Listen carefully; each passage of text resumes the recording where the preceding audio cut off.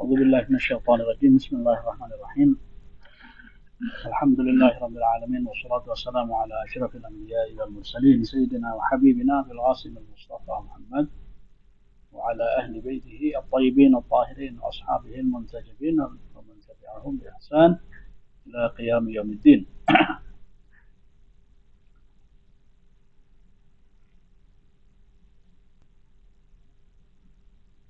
رب أنطقني بالهدى وألهمني التقوى، رب اشرح لي صدري ويسر لي أمري واحلل عقدة من لساني يفقهوا قولي. Alhamdulillah kita masih diberi taufik oleh Allah Subhanahu wa taala untuk mengikuti kajian diskusi mata kuliah manajemen budaya. Alhamdulillah telah kita lalui 3 pelajaran pengantar, pelajaran 1, 2, dan 3. Sekarang kita telah sampai pada pelajaran keempat di mata kuliah manajemen budaya. Kali ini tema yang akan kita angkat, yang akan kita diskusikan bersama adalah budaya dan lingkungan. Satu tema yang sangat penting, sangat urgen sekali, karena memang pokok kajian dari manajemen budaya adalah apa? Adalah lingkungan. Lingkungan hidup kita, di mana kita tinggal, di mana kita berdomisili. Disitulah kita bisa, entah kita bisa mengembangkan budaya yang ada, menerima budaya yang sedang berkembang, atau melakukan perubahan, perombakan, ya, inovasi, menciptakan, ya, budaya-budaya baru. Di mana? Di lingkungan. Oleh karena itu sangat penting sekali kajian budaya dan lingkungan ini. Satu hal yang perlu kita kaji dalam masalah ini adalah tentang apa? Tentang hubungannya. Hubungan apa? Hubungan budaya dan lingkungan, ya. Jadi interaksi yang terjadi antara manusia dan lingkungan itu satu hal yang realita, ya. Realita yang sudah tidak bisa kita pungkiri bersama, ya. Tidak bisa kita pungkiri bersama. Oleh karena itu sebagian ahli seperti yang saya tulis di situ sebagai dalam pengantar kajian ini adalah apa? Budaya adalah hasil. Coba Anda lihat sendiri, budaya adalah hasil dari proses adaptasi manusia dengan lingkungannya. Nah, ini proses adaptasi ini, ketika menafsirkan proses adaptasi antara manusia dan lingkungan itu, para ahli kita, para pemikir dunia, para pemikir budaya, ya, yang berkecimpung di dunia budaya, lingkungan hidup, budaya dan lingkungan hidup, environment, itu mereka berbeda pandangan dalam menafsirkan hal tersebut. Proses adaptasi ini terjadi bagaimana? Ini akan kita kaji sekarang. Sangat penting, nanti kita mungkin bisa menentukan sikap kita, bisa menunjukkan entah nanti kita akan membuat teori baru, ya. Tapi sementara, ya, teori yang sudah berkembang di kalangan masyarakat dunia ini ada 3 teori. Ya, mungkin nanti ada teori-teori yang sudah tidak ada pendukungnya, ya. Teori-teori yang sudah mungkin mati digusur oleh globalisasi dan dunia teknologi sehingga tidak bisa bertahan. Bisa Anda lihat sendiri di lingkungan Anda, tempat Anda berdomisili, tempat Anda beraktivitas. Oke. Nah, itu sekedar pengantar dari tema kita kali ini, budaya dan lingkungan. Yang penting di sini adalah kita mengkaji teori-teori yang berkembang tadi itu, sangat penting. Bagaimana kita mengambil sikap, ya, karena untuk menilai ataupun untuk mengapresiasi interaksi antara budaya dan lingkungan. Ada 3 teori di sini, 3 teori yang berhasil saya eksplorasi, ya, dari bacaan yang saya dapat. Ada 3 teori yang berkembang di kalangan para pemikir dunia. Yang pertama dikenal dengan teori determinisme lingkungan. Determinisme lingkungan, tidak tahu, mungkin sekarang ini sudah tidak ada pendukungnya, saya pikir, ya. Cuma sempat berkembang sampai abad ke-19, 18, saya pikir itu berkembang ini teori ini dan diyakini semacam itu. Yaitu dikenal dengan nama apa? Determinisme lingkungan, environmental determinisme, oke? Yaitu apa? Paksaan, teori paksaan lingkungan. Jadi tolok ukur utama ataupun barometer utama, prinsip utama, pijakan pertama dan adalah lingkungan. Lingkungan sudah terwujud, lingkungan sudah ada dengan budaya yang dimiliki. Manusia di sini tidak memiliki peran untuk mengubah, untuk merombak, untuk melakukan pembaharuan, kata mereka. Determinisme lingkungan berarti apa? Memaksakan secara linier ya, mereka ungkapan para ahli secara linier ya, satu arah perubahan ataupun satu arah pengaruh yang dimiliki oleh siapa? Oleh lingkungan. Ya, lingkungan memiliki banyak apa? Lingkungan memiliki betul-betul memiliki peran, pengaruh, efek terhadap macam-macam terhadap tingkah laku manusia. Itu yang diyakini oleh pandangan ini. Saya pikir pandangan ini ya, artinya apa? Artinya kita manusia sebagai pemain, sebagai aktor di dunia lingkungan kita tidak memiliki pengaruh, tidak memiliki efek, tidak memiliki peran. Jadi apa yang sudah tercipta dalam lingkungan, kata mereka ini, kita terbentuk dengan budaya tersebut, dengan lingkungan tersebut, dengan determinisme budaya.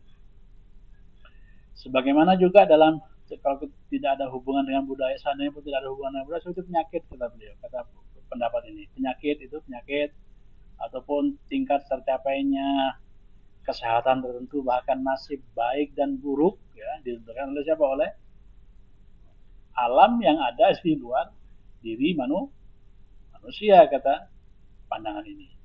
Ini saya pikir tidak jauh beda dengan pandangan sebagian kelompok dari muslimin kita ya, dari kelompok ikhwan kita, saudara-saudara kita yang menafsirkan qada dan qadar, kira-kira begitu. Ini kan ya, qada dan qadar adalah sebuah ketentuan yang sudah tidak bisa diubah-ubah lagi. Perbedaannya di mana? Perbedaannya kalau qada dan qadar berada di tangan Tuhan ya. Tapi kalau untuk kajian kebudayaan dan kultural kita, itu qada dan qadar tadi itu dalam tanda kutip berada di tangan lingkungan. Manusia hanya menjalani, manusia hanya ikut alur, ikut arus yang sudah paten tercipta di mana? Di alam lingkungannya. Ya, dari sisi tataran individu, kata mereka, kata pemikir, para pembela teori ini, itu dalam diri manusia itu ada ada unsur-unsur yang sangat koheren terkait dengan pola-pola keadaan alam, kata mereka. Jadi manusia itu sudah terikat dengan lingkungan yang ada, di mana dia menginjakkan kaki, lahir di suatu tempat itu, mau tidak mau dia akan terbentuk dan terwujud dengan lingkungan yang sudah tercipta. Ada koherensi antara unsur-unsur batiniah yang biologis, biologis yang dimiliki oleh manusia itu dengan lingkungan yang di tempat dia berkembang. Kalau tempat dia berkembang itu adalah sebuah tempat yang yang menafikan agama, menegasikan agama dan lain sebagainya, mau tidak mau dia akan terwujud, manusia ini akan terwujud menjadi manusia yang anti agama, sudah tidak memiliki pilihan lain. Lingkungan kebudayaan juga semacam itu, karena itu sudah merupakan paksaan dari siapa? Dari lingkungan yang ada. Itu di tataran mana? Tataran individual. Di tataran sosial juga semacam itu, kata mereka. Kalau kita ini para pendukung teori ini, di tataran sosial juga semacam itu, tidak jauh beda ya. Tidak jauh beda. Sosial, sistem politik ya, sistem nilai politik dan pemerintahan itu, kata mereka, secara konsisten dibentuk oleh keadaan geografis.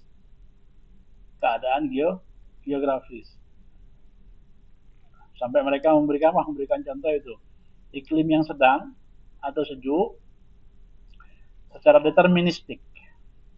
Secara deterministik melahirkan sistem pemerintahan yang demokratis. Sejuk kan dia, sejuk, sedang ya. Orang biasanya berpikiran tenang ya, tidak terlalu revolusioner begitu, tidak terlalu kasar begitu. Ini kalau udara sejuk dan sedang begitu, pasti sistem pemerintahan yang dianut oleh daerah itu, ini dalam tataran sosial ya, dalam tataran sosial.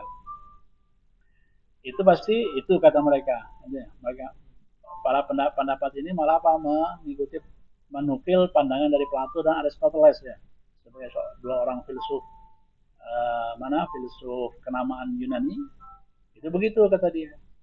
Lain lagi kalau nanti iklimnya iklim panas. Iklim panas berarti apa? Akan melahirkan para penguasa despotik.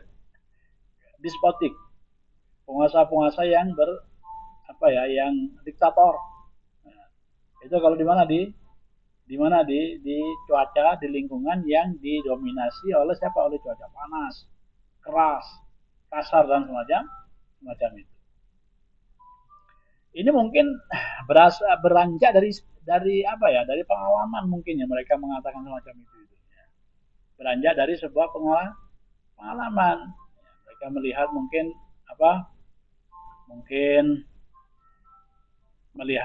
melihat dunia yang semacam itu akan muncul semacam ini. Dunia kalau modelnya kayak gini akan muncul lingkungannya semacam ini akan muncul model semacam itu. Akhirnya mereka mengambil generalisasi sebuah konun, sebuah kaidah umum yang menetapkan bahwasanya kalau lingkungan semacam ini berarti harus semacam ini. Kalau lingkungannya semacam ini berarti harus semacam ini. Oke. Corak keagamaan juga begitu kata ini Montesquieu. Kalau Anda lihat itu corak keagamaan. Tadi di lingkungan di tatanan sosial, di tataran pribadi sudah kita kaji, tataran sosial juga begitu. Untuk tataran keagamaan, corak keagamaan juga pasti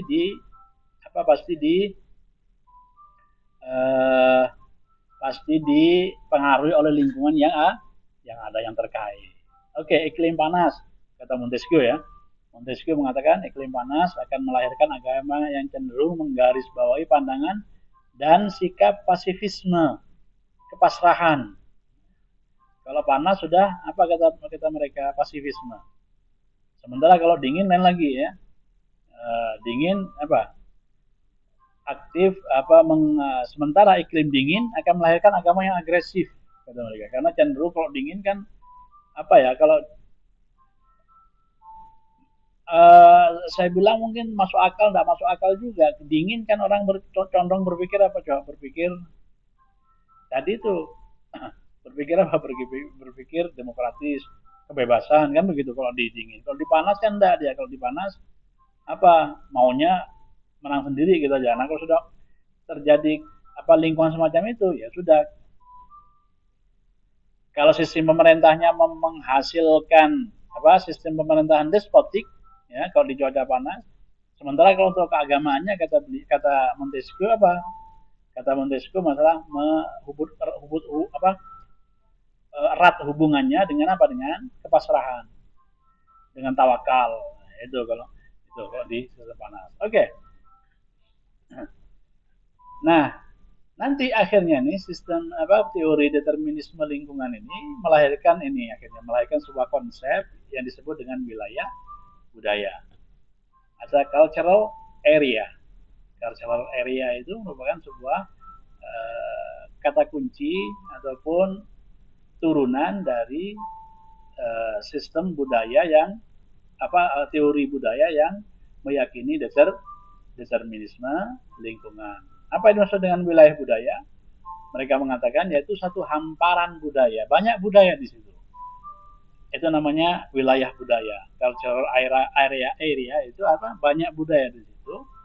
Meskipun tampil berbeda kata dia, berbeda. Tapi karena masih dalam satu area itu pasti dipengaruhi oleh area lingkungan yang dia terwujud atau dia muncul dan besar di situ budayanya. Masih satu area. Itu masih dihitung sebagai satu area. Oke? Wilayah geografis itu makanya yang penting juga bagi dia, ya. Wilayah masih terhitung dalam satu wilayah geografis. Jadi kesimpulannya begini, akhirnya apa? Determinisme lingkungan, determinisme sudah dari katanya bisa bisa kita pahami determinisme pemaksaan, berarti budaya yang lingkungan yang memaksakan kelahiran sebuah budaya, dan karena budaya erat hubungannya dengan lingkungan, akhirnya budaya itu yang menciptakan manusia dengan karakter dan sifat-sifat tertentu. Bisa Anda perluas nih kajiannya, bisa Anda search di internet di mana-mana, di perpustakaan, terserah Anda mau melakukan penelitian di mana, bisa Anda search dan bisa diperluas kajiannya, tidak hanya sebatas yang sempat saya telaah. Oke, ini teori pertama. Kita tidak mengulur-ulur waktu karena waktu kita hanya setengah jam. Teori berikutnya adalah teori posibilisme, environmental posibilisme. Ada environmental posibilisme. Ini bukan kebalikannya, ya, bukan kebalikan dari mana? Dari determinisme budaya, determinisme lingkungan. Bukan kebalikan dari determinisme lingkungan, tapi kalau tadi di determinisme lingkungan kita hanya menyerahkan seluruhnya kepada lingkungan, ya, budaya lingkungan budaya yang hidup di situ, dia akan mencetak manusia ke arah kemana, ya. Kalau untuk yang ini, yang teori posibilisme ini lagi tidak se ekstrim yang pertama, agak sedikit muta'adil, ya, agak sedikit moderat, kira-kira agak sedikit lunak posibilisme lingkungan. Apa kata mereka? Menurut mereka posibilisme lingkungan ini, kata mereka apa? Kepribadian manusia bukan ditentukan secara sepihak dan linier oleh lingkungan alam, kata mereka. Kalau tadi di pertama mengatakan sudah kita pasrah kepada alam saja, kepada lingkungan saja, karena dia akan membentuk kita. Ini teori yang kedua ini tidak semacam itu, dia tidak se ekstrem teori pertama. Lingkungan hanyalah berperan memberikan kemungkinan, pilihan-pilihan, kan? Kemungkinan. Jadi tidak sifat maksa loh, ya, bukan determinis dia. Tidak sifat maksa. Budaya berkembang semacam ini ada di lingkungan kita ini. Sekarang bagaimana berarti?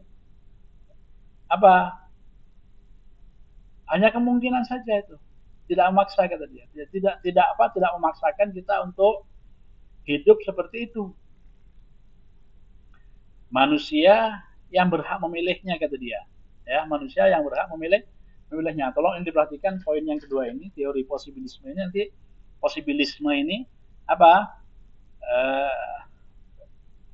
mohon diperhatikan sebentar, karena nanti ada perbedaannya dengan teori ekologi yang ketiga. Itu sangat tipis perbedaannya, ya. Tipis perbedaannya. Di mana letak perbedaannya? Akan kita ketahui, akan kita kaji bersama. Hanya memberikan kemungkinan, possibilities, kata dia, ya, possibilities. Berbagai kemungkinan diletakkan di depan dia. Ini budayanya, ini. Nah, sekarang tinggal manusia yang bisa berhak untuk memilih, ya kan? Manusia yang berhak untuk memilih kemungkinan pilihan yang diberikan oleh lingkungan. Oke. Hanya sejauh di sini saya tulis, hanya sejauh memberikan kesempatan bagi satu corak kebudayaan tertentu. Lebih tepatnya lagi, dengan kata lain, lingkungan memainkan peranan penting dalam menjelaskan mengapa, ya, ini tolong diperhatikan perbedaannya.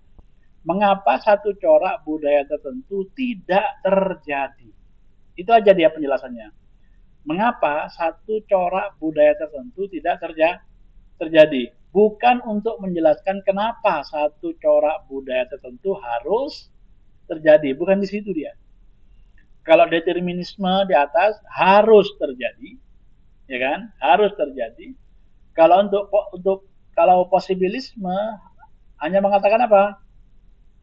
Hanya bisa menjelaskan mengapa corak budaya tertentu tidak Tidak terjadi karena dia hanya memberikan pilihan. Memberikan pilihan berarti manusia berhak untuk memilih di antara budaya yang sudah ada tadi itu. Nah, makanya dia hanya bisa menjelaskan mengapa tidak dipilih. Ya, karena alasannya nanti 1, 2, 3, 4, 5 itu alasannya kenapa kok budaya ini tidak berkembang, tidak dipilih oleh masyarakat. Itu aja penjelasan dia. Sementara budaya ini harus dominan, budaya ini harus dilakukan, diyakini oleh masyarakat, bukan bidang dia. Bukan bidang dia, kata posibilisme. Hanya berikan kemungkinan, pilihannya diserahkan kepada manusia.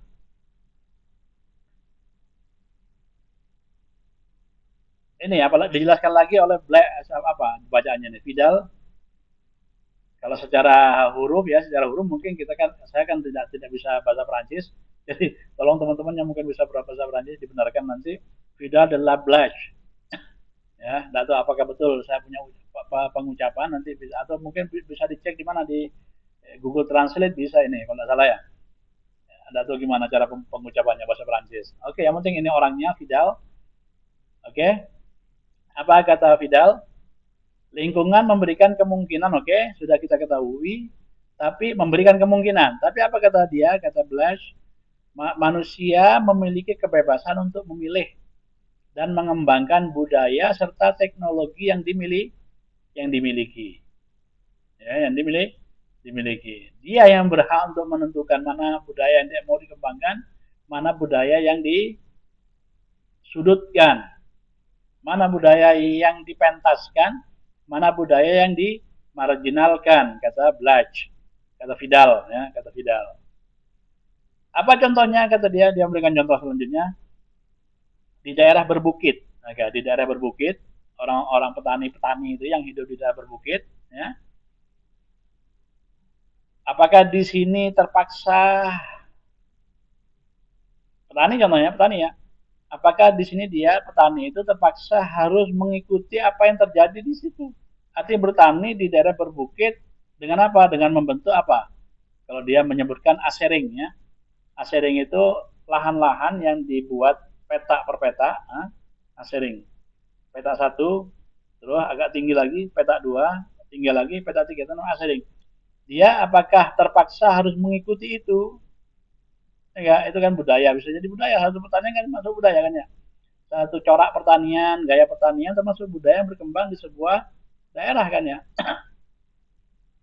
Itu kata dia apa? Bisa dia memilih itu, bisa juga dia apa? Tidak harus memilih asering. Apa? Mengembangkan pariwisata. Oke, mengembangkan pariwisata. Jadi itu dibiarkan daerah tanah yang dia miliki itu dengan semacam itu dibangun tetap dengan menggunakan gaya-gaya asering semacam itu. Cuma tidak hanya dikembangkan di dunia pertanian saja, bisa dikembangkan di mana? Di dunia pariwisata sebagai salah satu unsur budaya yang sangat penting. Itu bentuk apa? Bentuk ketidakterpaksaan manusia masyarakat yang hidup di lingkungan tersebut bisa milih. Ini juga berangkat dari pengalaman, berarti pengalaman yang ada. Oke, ini satu. 2 teori telah kita lalui, determinisme lingkungan. Yang kedua, posibilisme lingkungan. Nah, yang ketiga ini sekarang, yang kita akan lebih dalami lagi sedikit, apa? Teori ekologi namanya. Teori ekologi. Ekologi sendiri berhubungan dengan lingkungan hidup kan ya.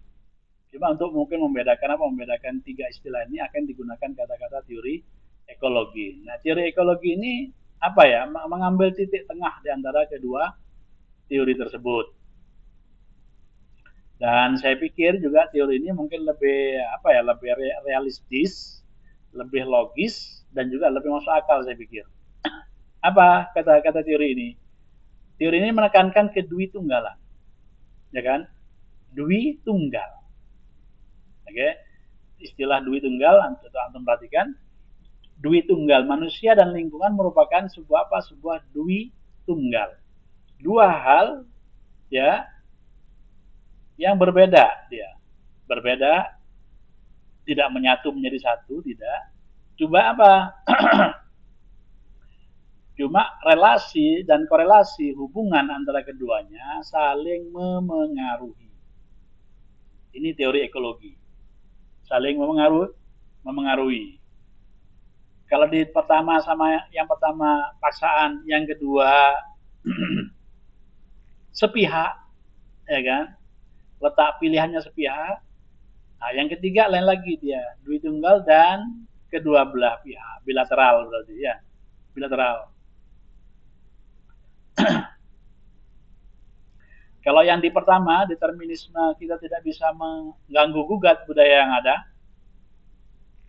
Artinya secara otomatis manusia akan terbentuk dengan sendirinya begitu.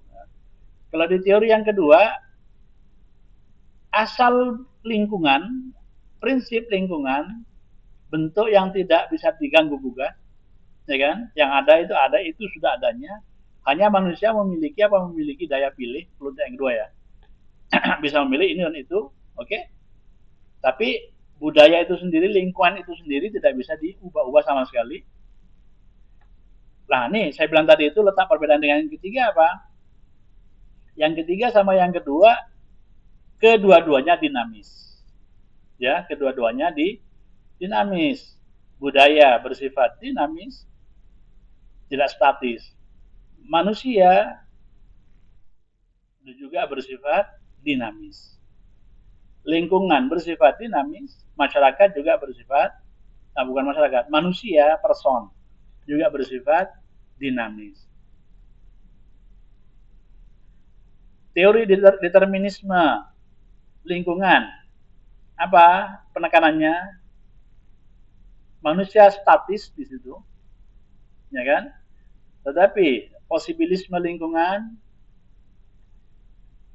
statis dari sisi kebudayaan, dari sisi lingkungan dan budaya statis, tidak selalu berubah, tidak bisa diubah. Sementara manusianya dinamis. Dinamis dalam pengertian ya, dalam pengertian dia bisa memilih, bisa mengembangkan budaya yang dia yakini, yang dia anggap baik bagi dirinya, bagi keluarganya, bagi lingkungannya umpamanya. Itu bisa begitu. Ada statis, ada kekuatan statisnya di mana di daya pilihnya. Oke, dari satu sisi dinamis, yaitu manusia itu sendiri untuk memilih, sementara statisnya dari mana? Di sisi lingkungannya, untuk yang posibilisme lingkungan. Jadi ada statis, ada dinamisnya.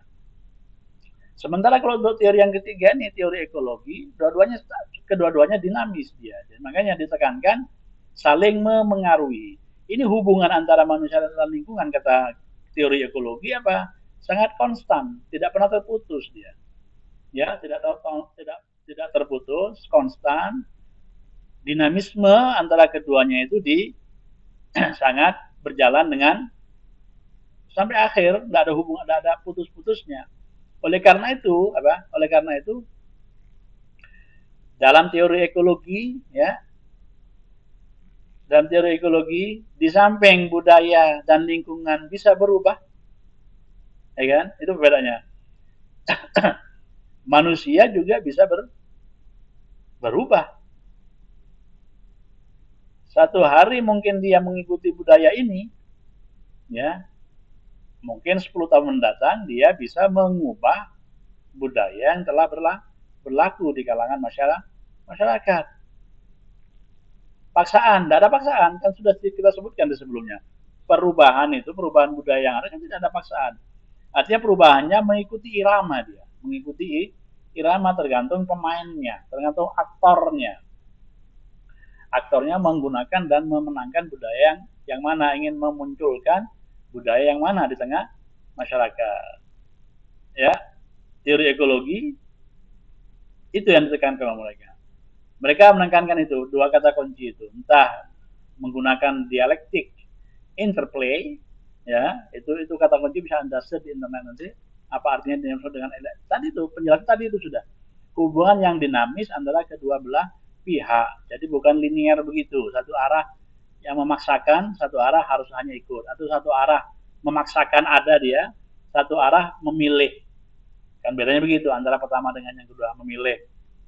Enggak, dia kata-kata teori ekologi enggak ada yang hubungan antara alam lingkungan dengan manusia itu bersifat dialektik interplay ataupun tadi itu reciprocal causality. Oke, okay? Reciprocal causality itu adalah dua istilah yang mereka sering tekankan untuk menggambarkan hubungan antara keduanya. Oleh karena itu kata mereka apa? Kata mereka kedua-duanya bisa berubah. Manusia bisa berubah, lingkungan ataupun dan sekaligus budaya yang dominan di lingkungan tadi itu juga bisa berubah, tidak ada. Saya pikir ini teori yang ketiga lebih logis ya. Lebih logis. Kalau teori pertama itu mungkin ada hubungan dengan hadis apa? Dengan hadis yang menekankan as-sa'idu man su'ida fi batni ummih namanya.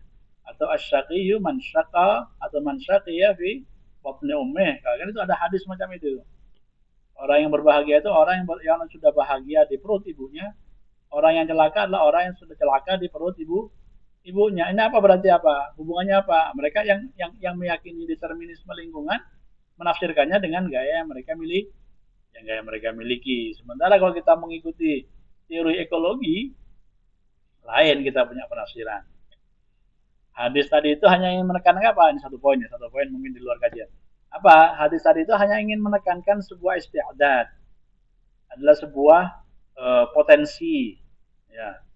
Orang yang ibunya baik, selalu ibadah, selalu berinfak, selalu bersedekah, berbuat baik kepada orang lain, ini sangat besar kemungkinan anaknya akan sa'id, akan bahagia dia, akan berhasil di mana di masa mendatang. Tapi itu hanya dalam ranah dalam tataran isti'dad, dalam tataran potensi, dalam tataran kemampuan untuk menuju ke sana karena sudah ada lahan-lahannya. Nah, nanti setelah perkembangan lahir dan lain sebagainya, apakah akan semacam itu juga secara otomatis? Nah, kalau teori ekologi mengatakan tidak otomatis semacam itu, ya banyak faktor yang bisa mempengaruhi hal tersebut. Dia bisa berubah. Kalau dia hidup di lingkungan yang ini dan tidak bisa mengubah lingkungan tadi itu, dia akan terpengaruh oleh lingkungan. Gitu. Dan juga berikutnya untuk yang bisa memperkuat teori ekologi ini, saya pikir banyak tidak sedikit manusia yang hidup di lingkungan buruk, ya, di lingkungan buruk, bejat dan lain sebagainya. Cuma dia sendiri berhasil selamat dari lingkungan tadi itu, kan ya? Banyak kita lihat itu, ini contoh-contohnya di mana di dunia kita, di lingkungan kita. Dikenal di daerah itu memiliki budaya semacam ini, cuma anak itu, seorang manusia setelah dewasa, tidak tahu pengaruhnya. Tergerak ya, faktornya apa, dia bisa berpengaruh, tidak bisa terpengaruh oleh lingkungan yang ada. Itu apa pengaruhnya? Saya pikir faktornya tidak penting. Tapi yang penting apa? Yang penting tadi ditekankan oleh teori ekologi apa? Dinamisme, kedinamisan antara keduanya bisa berubah, bisa mengubah, tidak bisa langsung ikut serta alur yang ada.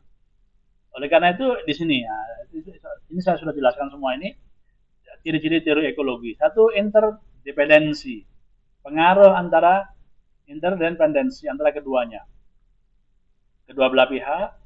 Kedua, adaptasi, ya. Terus yang ketiga, keseimbangan ekosistem, ya.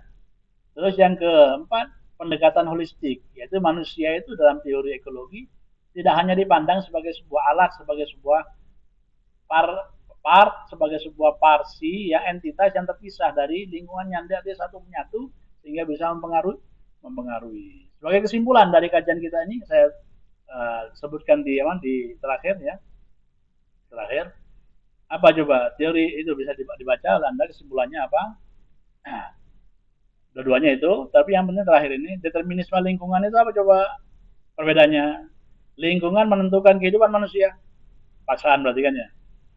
Terus yang kedua, posibilisme apa? Lingkungan memberi kemungkinan, hanya memberikan kemungkinan, sementara manusia yang bebas memilih. Nah, ekologi ini ekologi fokus pada relasi dinamis dan saling ketergantungan. Manusia tergantung kepada lingkungan yang ada, budaya yang ada maksudnya, dari kajian-kajian budaya kita. budaya juga bergantung kepada aktivitas dan kegiatan tindakan manusia. Oleh karena itu berdasarkan teori ekologi banyak gerakan-gerakan dunia untuk apa? Untuk merombak budaya yang sudah lama. Itu nggak ada masalah. Itu sudah dipengaruhi oleh siapa? Oleh teori ekologi yang sempat berkembang di dunia kita. Oke, saya pikir di sini kajian kita tentang budaya dan lingkungan bisa Anda kembangkan ya, tidak menutup kemungkinan Anda bisa mengembangkan semua itu sampai mungkin bisa dibuat sebuah makalah ilmiah dan lain sebagainya dan mungkin dicetak di jurnal-jurnal yang Anda kenal. Sampai di sini semoga Allah Subhanahu wa taala masih memberikan kesehatan kepada kita, kesehatan jasmani, rohani, keluasan rezeki, panjang umur sehingga kita bisa melanjutkan kajian kita. Alhamdulillahirabbil alamin. Wassalamualaikum warahmatullahi wabarakatuh.